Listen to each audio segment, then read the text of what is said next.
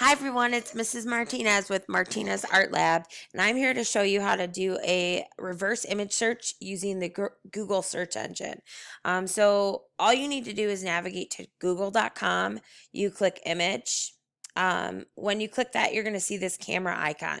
You do need to complete this on a desktop or a laptop. It will not work on an iPhone or any type of cell phone.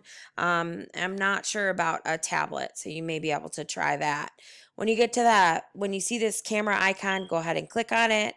Click upload image and then choose file. So whatever file you're going to use, you go ahead and click on that.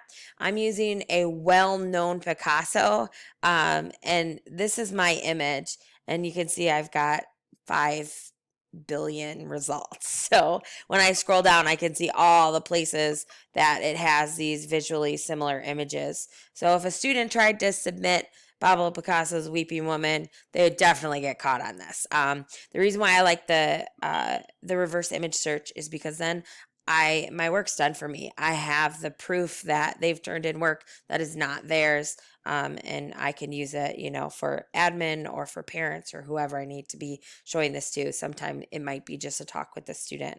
I'll go ahead and show you what the reverse image search does when I'm inputting something that is original to the student.